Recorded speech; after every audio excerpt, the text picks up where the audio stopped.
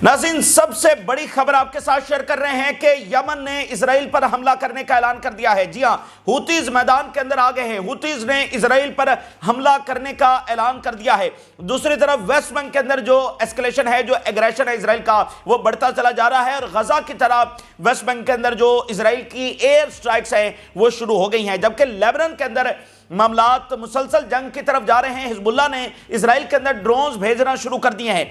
अब drone activity Hezbollah की बहुत बढ़ गई है पिछले घंटों के अंदर, यह बताया जा रहा है। और जो लेबनीज अवाम हैं वो कुछ गांव को आज़ाद करवाने में कामयाब हो गए हैं। लेबनीज अवाम न गोलियों से डर रहे हैं, न बमबारी से डर रहे हैं और इजराइल का कोई जो जबर है उनको नहीं डरा पा रहा है। लेबनीज अवाम आते चले जा रहे हैं and through out the country आते चले जा रहे हैं। कुछ गांव वापस लेबनीज अवाम आज़ाद करवाने में कामयाब हो गए हैं। जबकि गजा का जो मुआहिदा है नाज़रीन, गजा के मुआहिदे के हवाले से बहुत क्रूशल टाइम है। अगले 24 घंटों के अंदर यह मुआहिदा टूट सकता है। जी हाँ, एक इंतहाई बातिल और जालिम ताकत से सामना है।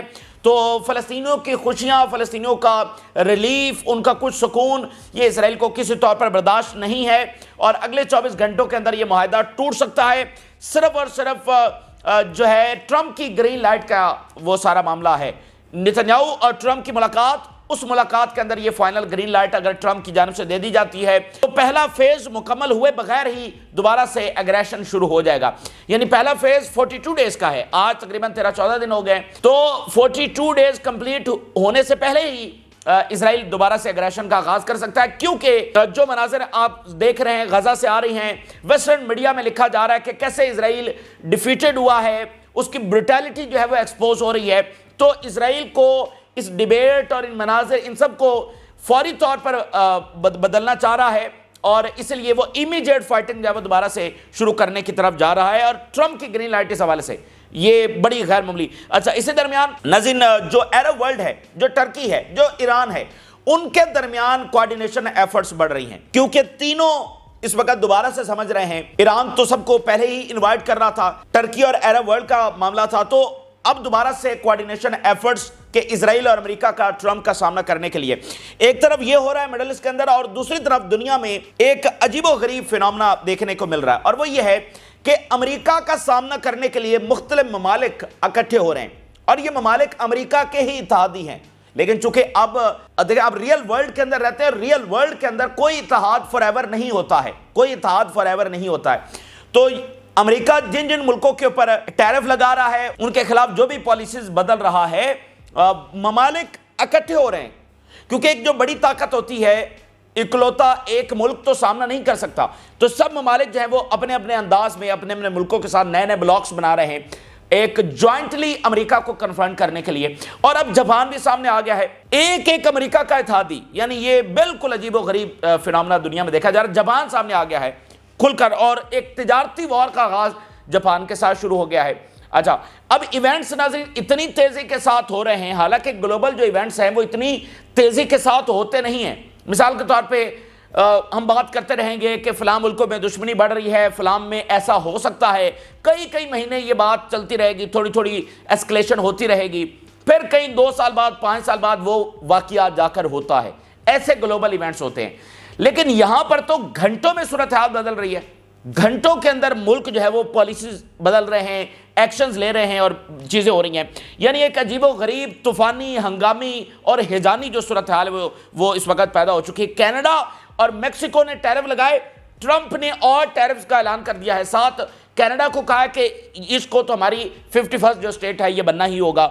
उधर से जो चाइना है वो ग्रेट सरप्राइजेस देने के लिए पूरी तरह से तैयार है। और ऐसा इस वक्त लग रहा है नाज़रीन कि इजराइल और अमेरिका एक तरफ है और जो सारी दुनिया है वो इस वक्त दूसरी तरफ आ गई है क्योंकि यूरोप के ऊपर भी डायरेक्ट थ्रेट कर दिया है ट्रंप ने उनके ऊपर टैरिफ लगाने के लिए। हमने आपको बताया कि जो मेक्सिको के ऊपर लग रहे हैं उससे भी यूरोप मुतासर हो रहा है। वैसे भी ये सारी जो दुनिया की इकॉनमी है ना, जो आज की इकॉनमी है, ये सब मुल्क एक दूसरे के ऊपर डिपेंडेंट हैं। और फिर चाइना जो सबसे दुनिया का सबसे बड़ा सप्लायर है, ग्लोबल यानी कि सबसे बड़ा सप्लायर चाइना है, वो मुतासर होगा तो ऑटोमेटिकली सब मुतासर होंगे। तो इस तरह और जो डिक्लाइनिंग यूरोप है इकोनॉमिकली, वो और ज्यादा इस वक्त तमाम इतराफ से उसको जो है वो डैमेज हो रहा है। अच्छा, इसी दरमियान जो इलोन मस्क है वो पूरे यूरोप के ऊपर उसने धावा बोल दिया ایلون مسک نے کہا ہے کہ میک یورپ گریٹ اگین، یعنی اس کا مطلب یہ ہے کہ وہ ایک ایک ملک میں اب اپنی ہم خیالی گورنمنٹ سے لے کر آئیں گے۔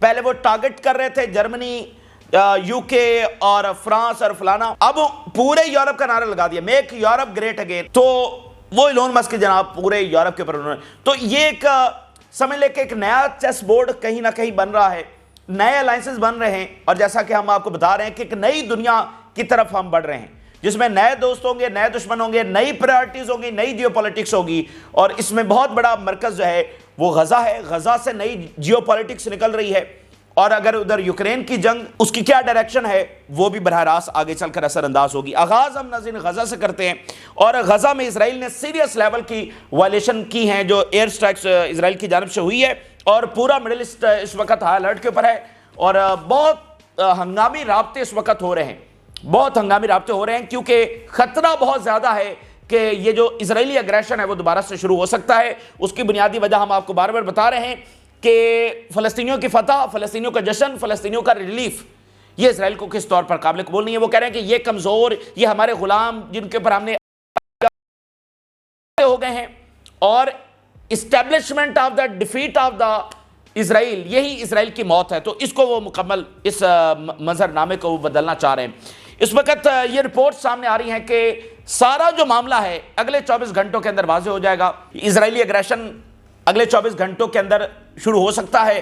ٹرمپ کی اور نتنیاہو کی میٹنگ ہی سب کچھ ہے، اس میں ہاں اور نہ کا فیصلہ ہونا ہے، اور نتنیاہو پوری طرح سے کنونس کرنے کی کوشش کر رہا ہے ٹرمپ کو، اور جاتے ہوئے بھی اس نے یہی بات کی ہے۔ The future of the ceasefire agreement depends on the results of the Trump-Netanyahu meeting۔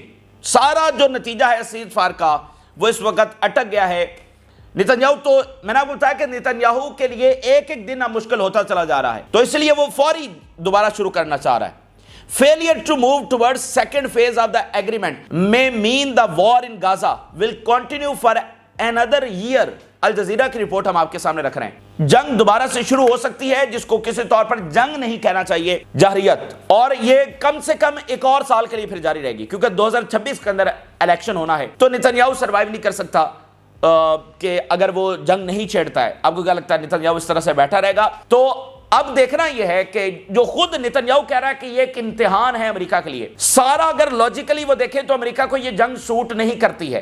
Even Trump نے خود لکھا، وہ ویڈیو کلپس جو ہے وہ اس نے شیئر کیے کہ مڈل ایسٹ کی جنگوں میں امریکہ کا بیڑا غرق ہی ہوا ہے، نقصان ہی ہوا ہے، اس کو یہ سوٹ نہیں کرتی جنگیں۔ تو اگر کیا ٹرمپ جو ہے جو اس نے امریکہ فرسٹ کا نعرہ لگایا، کیا وہ ساری چیزوں کو پس پش ڈال کر یہ جنگ دوبارہ سے جاریہ شروع کروائے گا؟ آن پیپر، لاجیکلی، پریکٹیکلی، اور اگر اس کو سینس والے انداز میں دیکھیں تو یہ پاسبل نہیں ہے، یہ سوٹ نہیں کرتا امریکہ کو۔ لیکن اسرائیلی لابی ہے، اور جو امریکی پولیٹیشنز ہیں ان کی جو الیجینس ہے ود اسرائیلی لابی، یہ آپ کو پتا ہے، اور ٹرمپ کا بیک گراؤنڈ بھی آپ کو پتا ہے۔ تو پریکٹیکلی تو پاسبل نہیں ہے، لیکن امریکی مفادات کو پس پشت ڈالتے ہوئے ٹرمپ یہ جنگ شروع کروا بھی سکتا ہے۔ تو اگر اس نے شروع کروائی تو وہ ہم آلریڈی ڈیبیٹ کر چکے ہیں کہ اس میں بھی اسرائیل اور امریکہ کو منہ کی کھانی پڑے گی۔ پہلے ہی انہوں نے اپنی ساری طاقت استعمال کر لی ہے، اور جب یہ جنگ شروع ہوگی تو اس کے اوپر ہم مزید بات کریں گے کہ پھر اس کا نتیجہ کیا نکلے گا، کیا اسرائیل اپنے کو گولز اچیو کر سکے گا یا نہیں، بلکہ اپنے انجام کو اور زیادہ تیز کرے گا۔ اب آپ دیکھیں نا کہ ویسٹرن میڈیا کے اندر بڑے بڑا جو ادارے ہیں جو کہ اسرائیل کے لیے ہیں، مطلب اسرائیل کے حق میں انہوں نے ہمیشہ لکھا ہے، اسرائیل کے جو کرائمز ہیں اس کو ہمیشہ کور اپ کیا ہے، اسرائیل کی ڈیفیٹ کو بھی وکٹری کے اندر لکھا ہے، لیکن اب وہی ادارے جو ہے وہ اسرائیل کی ڈیفیٹ اور بروٹیلٹی کو ایکسپوز کر رہے ہیں۔ اس سے پہلے وال اسٹریٹ جرنل کی رپورٹ سامنے آئی، ابھی فائنینشل ٹائم کی رپورٹ سامنے آئی ہے۔ فائنینشل ٹائم یہ لکھ رہا ہے Hamas still rule Gaza strip and is still the dominant party there. Israel نے کلیم کیا اسرائیل کے اندر اور ویسٹ ورلڈ کے اندر کہ ہم نے حماس کو ڈسٹرائے کر دیا۔ فائنینشل ٹائم کچھ اور لکھ رہا ہے، نو اسٹریٹجک اچیومنٹس ور اچیوڈ۔ فائنینشل ٹائم صرف دو ہیڈ لائنز ہم نے آپ کے سامنے رکھی ہے کہ کوئی اسٹریٹجک جو اچیومنٹ ہے وہ وہاں پر حاصل نہیں ہوئی ہے۔ پھر ناظرین جو اسرائیل کی بروٹیلٹی ہے وہ کس طرح سے ایکسپوز ہو رہی ہے، ہم ایک یہ بھی ڈائمنشن دیکھ رہے تھے کہ جب غزہ کھلا ہے، دنیا اندر گئی ہے، لوگ اپنے گھروں کو لوٹے ہیں، کیا کیا وہ سچ ہے جو سامنے آ رہا ہے، کون کون سا ایسا ظلم ہے جو ہم تک نہیں پہنچا۔ جو اب آپ دیکھیے، ابھی کچھ دیر پہلے یہ رپورٹ آئی، انتہائی افسوسناک اور دل دہلا دینے والی رپورٹ، شہادتوں کی تعداد 61,000 کنفرم کر دی گئی ہے۔ شہادتوں کی جو آفیشل تعداد اس سے پہلے تھی، یعنی سیز فائر کے ٹائم پر وہ 47,000 بتائی جا رہی تھی، 47,000 بتائی جا رہی تھی جب سیز فائر ہوا ہے 19 جنوری کو، اس وقت کے اعداد و شمار۔ آج کیا ہے 61,000 کنفرم کی گئی ہے، کیونکہ جو باڈیز ہیں وہ ملبے تلے سے نکالی جا رہی ہیں۔ یعنی ان 13-14 دنوں کے اندر آپ دیکھیں کوئی 14,000 کے قریب باڈیز نکالی گئی ہیں۔ کیا آپ اس بات کا اس کو سمجھ سکتے ہیں یہ کتنا ہاریفک ہے، اور اس ظلم اور جبر کو کیا بیان کیا جا سکتا ہے؟ 14,000 باڈیز صرف 14 دنوں میں انہوں نے نکالی ہیں، یعنی ہر دن 1,000 باڈیز نکالی جا رہی ہیں۔ اتنی بروٹیلٹی دنیا کانپ گئی ہے، اتنی بروٹیلٹی کسی ایسی جنگ میں نہیں ہوئی، حالانکہ دنیا بھری پڑی ہے ایسی جنگوں سے، ایسی مظالم سے، ایسے کرائم سے دنیا کی تاریخ بھری پڑی ہے، لیکن جو کچھ غزہ میں ہوا ہے یقین مانیے یہ اب سے پہلے کبھی بھی نہیں ہوا۔ ایون اسرائیل پیلسٹائن کانفلکٹ جو کہ ظلم سے بھرا ہوا ہے، اسرائیل پیلسٹائن ہسٹری کے اندر بھی ایسا کبھی نہیں ہوا جو اس وقت ہم یہاں پر دیکھ رہے ہیں۔ تو 61,000 باڈیز اس وقت ہو چکی ہیں، اور ابھی یہ ساری باڈیز نہیں ہیں بلکہ مزید باڈیز جو ہے وہ نکالی جا رہی ہیں۔ آپ کو یاد ہوگا کچھ جو برٹش جو میڈیکل میگزین ہے انہوں نے دعویٰ کیا تھا کہ شہادتوں کی تعداد 1 لاکھ سے زیادہ ہے، اور یہ 61,000 تک پہنچ گئی ہے۔ اتنے بڑے نمبرز، یہ پوری جنریشنز بچوں کی پوری کی پوری، اور آپ دیکھیں 1,000 نرسز اور ڈاکٹرز ان کو جو ہے وہ شہید کیا گیا ہے۔ 1,000 ان نرسز کا کیا قصور تھا، ان ڈاکٹرز کا کیا قصور تھا؟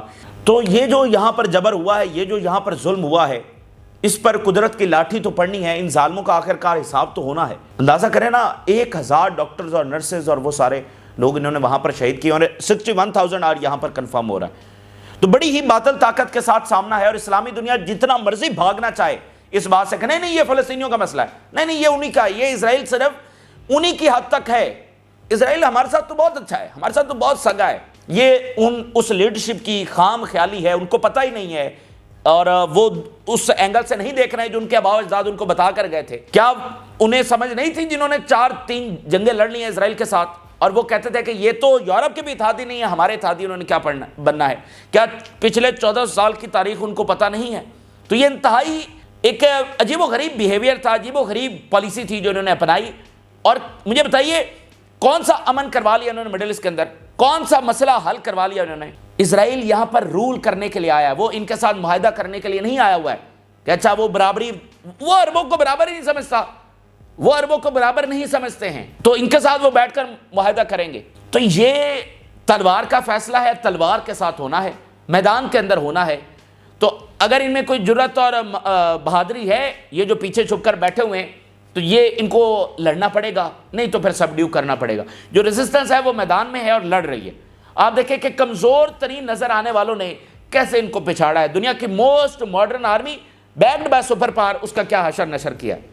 تو ان کو بھی اپنا کردار ادا کرنا ہوگا، نہیں تو معاملات اب دیکھیں یہ سارے متاثر ہونا تو شروع ہو گئے ہیں، اور یہ جو ساری بادشاہتیں ہیں اس وقت شدید خوف کا شکار ہے، اور جو خوف ہے وہ پبلک کا خوف ہے کہ عوام کا غصہ جو ہے وہ بڑھ رہا ہے کہ تم بیٹھے کیا کر رہے ہو۔ تو بہرحال یہ صورتحال ہے۔ ہوتیز نے ناظرین اناؤنسمنٹ کر دی ہے، بہت بڑی خبر آ رہی ہے، ہوتیز نے اناؤنس کیا ہے کہ وہ اٹیک کرنے جا رہے ہیں۔ ذرا پہلے ہیڈ لائن میں آپ کے سامنے رکھتا ہوں۔ We are ready to take immediate action if the Israeli army returns to escalation in Gaza or in Lebanon۔ ہم immediate reaction اٹیک کریں گے، immediate ایکشن لیں گے اگر غزہ یا پھر لیبنن کے اندر اسرائیل نے دوبارہ اس کی طرف بڑھتا ہے، مطلب پراپر وار کی طرف بڑھتا ہے، تو ہم immediate ایکشن۔ اور ہوتیز نے اس وقت بھی اناؤنس کیا تھا جب سیز فائر ہوا تھا کہ اس ایگریمنٹ کے پہرے دار ہم ہوں گے، پریکٹیکل پہرے دار ہم ہوں گے، اسرائیل نے کچھ آگے پیچھے کیا تو ہم فوری اٹیک کریں گے۔ اچھا اب ناظرین غزہ سے پہلے ہوتیز اٹیک کر سکتے ہیں، مطلب غزہ کے معاملے سے بھی پہلے، کیونکہ جو ویسٹ بینک کا معاملہ ہے وہ شدت اختیار کر رہا ہے۔ جو ہوتیز ہیں وہ تو فلسطین کے ساتھ کھڑے ہوئے نا، تو فلسطینی تو اب ویسٹ بینک کے اندر نشانہ بننا شروع ہو گئے، تو غزہ سے پہلے ہی ہوتیز اٹیک کر سکتے ہیں، کیونکہ ویسٹ بینک میں اب جو خبر آ رہی ہے پراپر ایئر سٹرائکس شروع ہو گئی ہیں۔ وہاں پر ایئر سٹرائکس نہیں ہوتی ہیں کیونکہ وہاں پر اسرائیلی سیٹلمنٹس بھی ہیں، وہاں پر یہ زمینی فوج آتی، لیکن وہاں پر ایئر سٹرائک شروع ہو گئی۔ ابھی کیا ہوا ہے، بہت ہی ہولناک واقعہ پیش آیا ہے، 20 بلڈنگز کو ایک ساتھ اسرائیل نے تباہ کیا ہے۔ اتنے بڑے ہاریفک یہ مناظر وہاں سامنے آ رہے ہیں، بالکل غزہ کی طرح، جس میں پورے کا پورا نیبرہڈ، پورے کا پورا بلاک وہ زمین بوس کر دیا جاتا تھا۔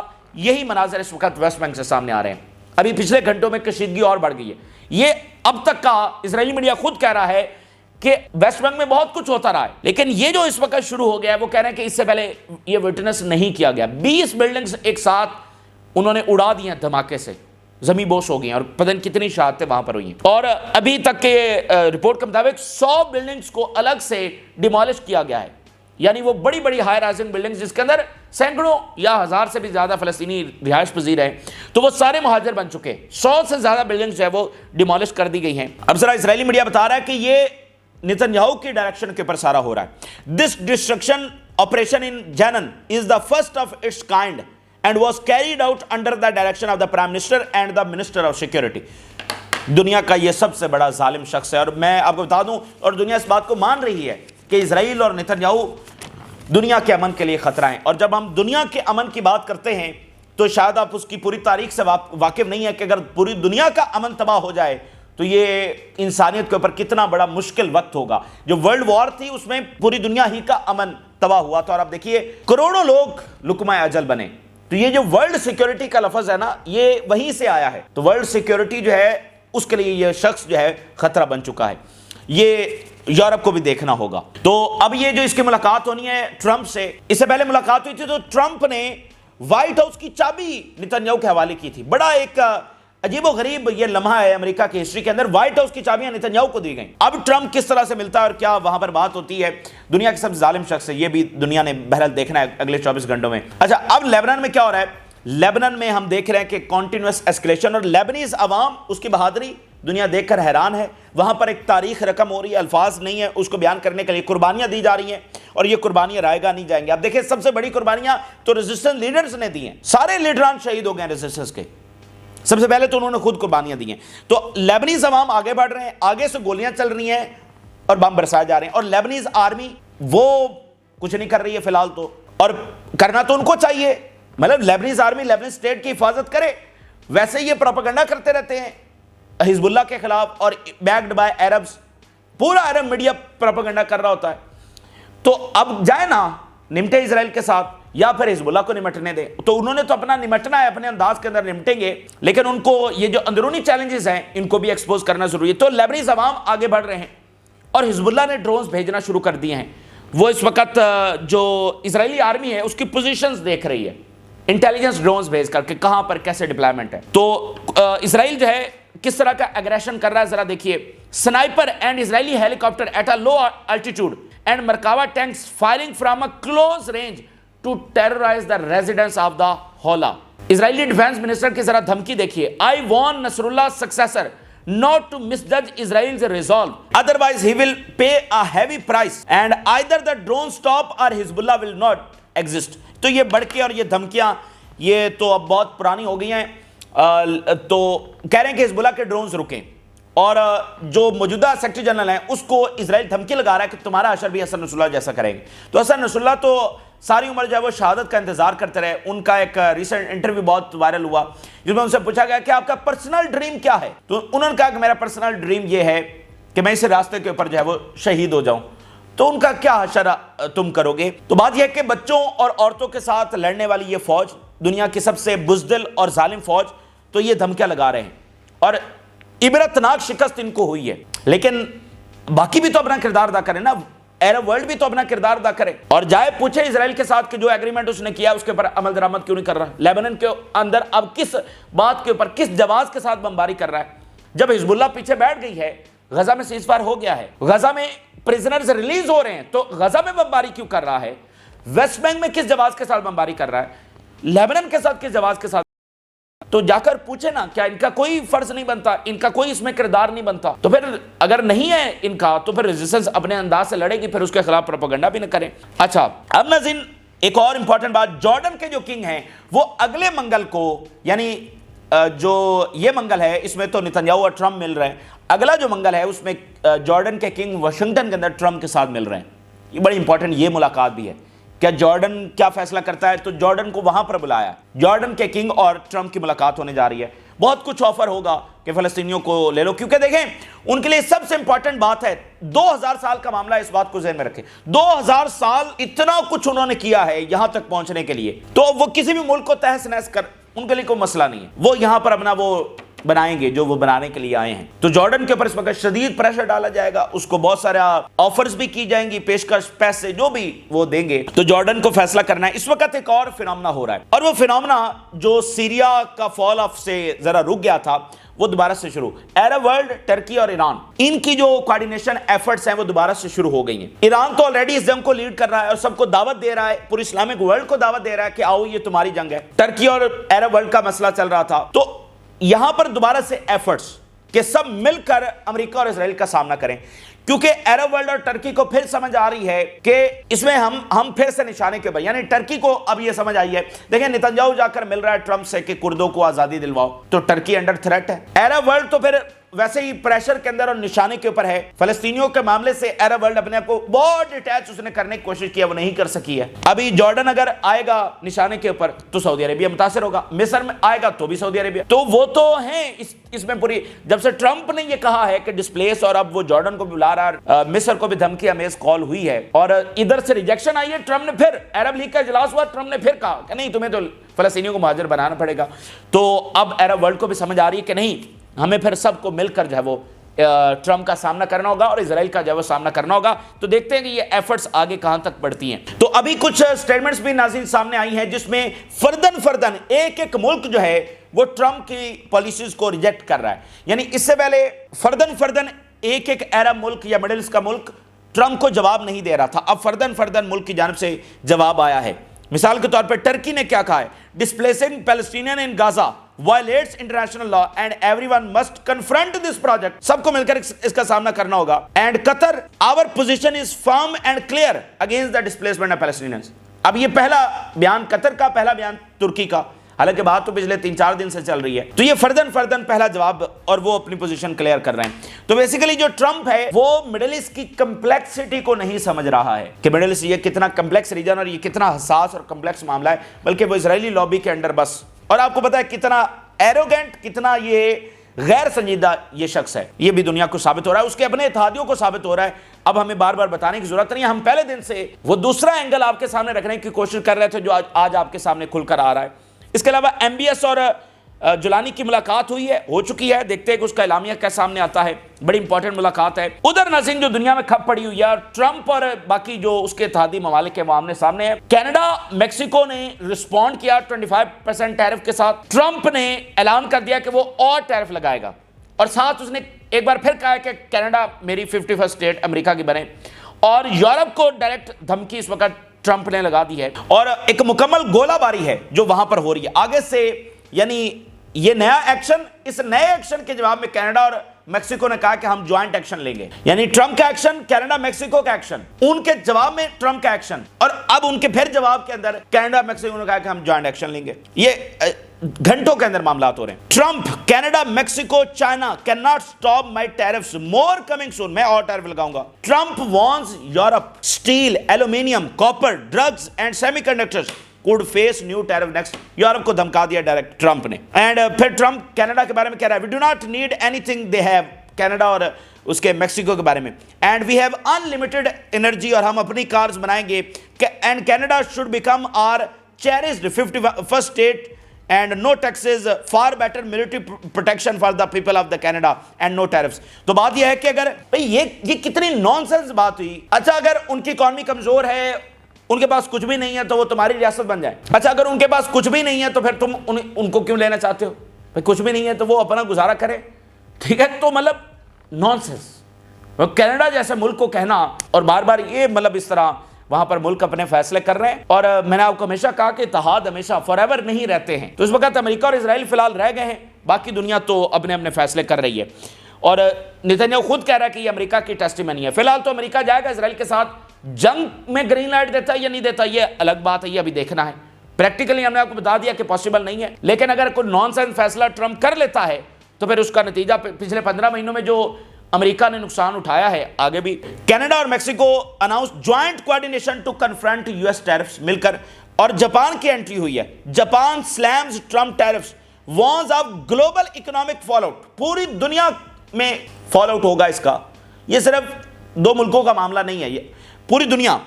And fearing chaos across global supply chain, Japan is deeply concerned and prepare counter measures. یہ اب دیکھیں نا جاپان کتنا امپورٹنٹ الائے ہے امریکی ہیجمنی کا, اور ایسٹ ایریا میں پیسیفک کے اندر جاپان کے بغیر تو امریکی پالیسی آگے بڑھ ہی نہیں سکتی ہے. تو جاپان بھی, اور پھر ابھی جو مطلب کتنی انویسٹمنٹس ہے جاپان کی, اور 500 جو اسٹار گیٹ کا پروجیکٹ تھا اس میں جاپان کے سافٹ بینک کی بہت بڑی انویسٹمنٹ, اور بہت سارے پروجیکٹس ہیں جو ان کے, تو جاپان بھی سامنے آ گیا. یعنی جو ان کے کریٹیکل الائے ہیں کینیڈا, لاطینی امریکہ کے مالک, اور ادھر اب جاپان سامنے آ گیا ہے. یورپ کے ساتھ جناب پورا معاملہ چل گیا ہے. اچھا, وہاں پر جو چائنا ہے بڑی سمجھداری کے ساتھ اور آگے بڑھ رہا ہے بڑے انداز کے اندر. بہت سارے سرپرائز. ایک تو بھی چائنا نے اناؤنس کیا ہے کہ China to sue U S over Trump's new tariffs, نئے ٹیرف کے اوپر جو WTO ہے یعنی ورلڈ ایک ٹریڈ آرگنائزیشن ہے, جو اس کے اوپر سائن کر لیتا ہے, پھر فری ٹریڈ وہ ایگریمنٹ کے اوپر سائن کرتا ہے, کوئی کسی کے اوپر پابندیاں نہیں لگا سکتا ہے. تو چائنا ایک تو وہاں پر سو کرنے جا رہا ہے, باقی وہ ٹیرف وغیرہ بھی دیکھتے ہیں کہ وہ کیا لگاتا ہے, وہ اپنا بڑا سمجھداری کے ساتھ. اچھا, اس کو ذرا آخر میں لنک کریں ادھر مڈل ایسٹ کے ساتھ. یہ جو WTO کا معاملہ بہت امپورٹنٹ ہے, ورلڈ ٹریڈ آرگنائزیشن, یہ ان کا بہت بڑا ٹول ہے. اچھا, یہ جو ہم عرب ورلڈ کو بار بار کہہ رہے تھے, مڈل ایسٹ کے ملکوں کو, اسلامی دنیا کو, کہ وہ بائیک آؤٹ کیوں نہیں کرتے اسرائیل کا, اس کی ایک بہت بنیادی وجہ یہ ہے کہ انہوں نے WTO کے اوپر وہ ایگریمنٹ کے اوپر سائن کیے ہوئے ہیں, یہ اس کا حصہ بن چکے ہیں, فری ٹریڈ کا حصہ بن چکے ہیں. تو جو بھی فری ٹریڈ کے مالک ہے WTO کے, اس کا کوئی بائیک آؤٹ نہیں کر سکتا. اگر کرے گا تو پھر اس کے اوپر جو ہے نا انویسٹمنٹس نہیں ہوں گی, اگر کوئی کرے گا تو پھر اس میں انویسٹمنٹس نہیں ہوں گی. تو اگر آپ دیکھیں کہ امریکہ خود WTO کو کر رہا ہے چیلنج, مطلب اس کی کوئی حیثیت نہیں ہے, وہ خود اس کو توڑ رہا ہے ان اصولوں کو, تو پھر یہاں بھی پریشر بڑھے گا کہ آپ اس کے اوپر سینکشن لگائیں, کوئی بائیک آؤٹ کریں, جو بھی کچھ نہ کچھ اسرائیل کے خلاف میئرز لیں. تو یہ WTO کا معاملہ بہت زیادہ امپورٹنٹ ہے. اچھا, نیو یارک ٹائم کی آخر میں خبر دیکھیے. نیو یارک ٹائم لکھ رہا ہے China's global power grab, Panama, Greenland, what's next, Disney World. New York Time لکھ رہا ہے کہ چائنا تو آگے بڑھ رہا ہے, اور یہ گرین لینڈ اور پیناما میں تو اس کا زیادہ اثر ہونے جا رہا ہے, بلکہ انہوں نے تو کہہ دیا کہ ڈزنی لینڈ بھی شاید چائنا لینے جا رہا ہے. ڈزنی لینڈ مطلب امریکہ کا, اور وہ سب جانتے ہیں. انہوں نے اتنا بڑا طنز کیا کہ چائنا اتنی تیزی کے ساتھ آگے بڑھ رہا ہے کہ جیسے تو وہ ڈزنی لینڈ ہی لینے جا رہا ہے. And China is cozying up to Greenland like it's preparing for an Arctic land grab. Beijing decided to accidentally snip undersea cables, plunging Taiwan and the West into the darkness. And Russia invades. North Korea launches ballistic missiles. Iran stirs the pot. China pretends to be shocked, all while selling up weapons and electronics. But sure, let's keep debating TikTok bans while Beijing plays 4D chess with the world order. Trump کے بارے طنز کر رہے ہیں کہ تم یہ کھیلتے رہو کہ ٹک ٹاک بین ہونا چاہیے نہیں ہونا چاہیے, ہماری یہ ڈیبیٹ ہے. لیکن وہاں دیکھو ایران کیا کر رہا ہے, وہاں نارتھ کوریا, رشیا, چائنا, وہ تو کچھ اور ہی کر رہے ہیں, اور چائنا جو ہے وہ پورا جو ورلڈ آرڈر کا چیس ہے وہ تو اپنے انداز میں کھیل رہا ہے. تو یہ اس وقت کی تازہ ترین تفصیلات ہیں جو آپ کے ساتھ شیئر کی. آپ اپنی رائے ضرور آگاہ کریں. جن لوگوں نے چینل کو سبسکرائب نہیں کیا, اس سے ریکویسٹ کریں گے کہ چینل کو ضرور سبسکرائب کر لیں تاکہ ہر آنے والی ویڈیو آپ تک پہنچ سکے. اجازت دیجیے, اللہ حافظ.